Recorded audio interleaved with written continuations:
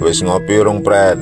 Ngopi kene, Pren, karo cerita-cerita sejarah Majapahit, Pren. Ben sahdu.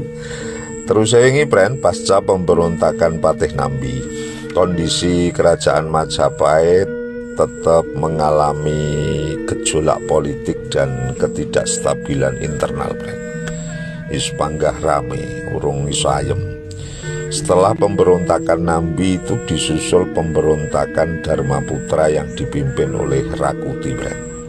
Pemberontakan ini disebabkan oleh ketidakpuasan terhadap pemerintahan Jayanegara yang dianggap lemah, terus mudah dipengaruhi, terus bukan putra mahkota dari permaisuri utama, sehingga dianggap Jayanegara itu tidak layak menjadi pemimpin, Pren. Di samping itu juga didasari dendam pribadi Ratanca, salah satu anggota Dharmaputra.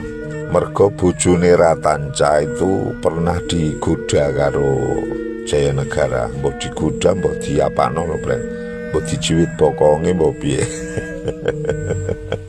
Dengan dasar-dasar itulah Rakuti sabalane termasuk Ratanca, pokoknya Dharmaputra lah, untuk menggulingkan Jayanegara merebut tahta Majapahit, ngono, Pren. Pemberontakan Rakuti ini dianggap yang paling berbahaya, Pren, di masa pemerintahan Jayanegara.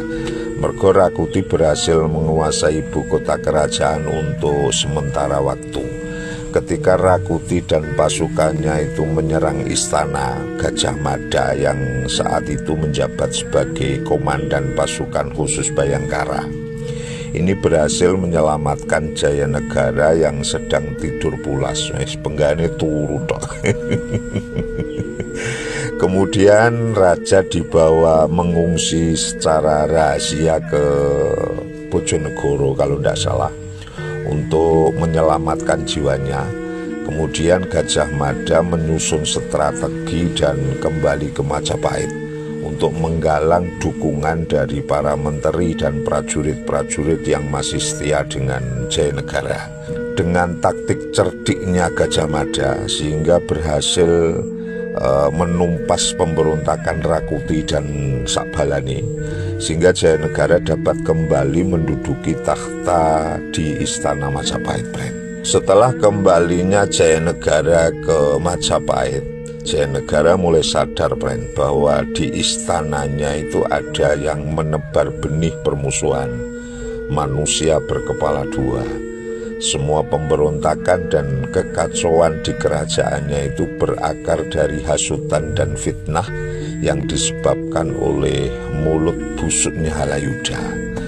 Menurut catatan sejarah dan naskah kuno, setelah kejahatannya terbukti, Halayudha ini dieksekusi mati dengan cara yang keji, kejam. Kematian tragisnya Halayudha ini menjadi akhir dari sepak terjang sang penghasut ulung yang nyaris meruntuhkan kerajaan Majapahit dari dalam, Pren.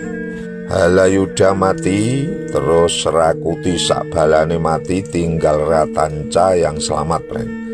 Kemudian Ratanca ini kembali ke kehidupan normal yang diterima kembali di lingkungan istana, Pren. Bahkan dipercaya menjadi tabib istana untuk Raja Jayanegara. Hal ini menunjukkan adanya pengampunan atau setidaknya penerimaan kembali Ratanca di struktur kerajaan. Ratanca ini satu-satunya anggota pasukan Dharmaputra yang mendapat ampunan, justru menjadi tokoh kunci dalam kematian Jayanegara di kemudian hari, Pren. Tahun 1328 Masehi, Ratanca menikam Raja Jayanegara sedang sakit. Ada yang mengatakan diracun dulu baru ditikam. Setelah itu Ratanca dibunuh oleh Gajah Mada di tempat itu juga, Pren.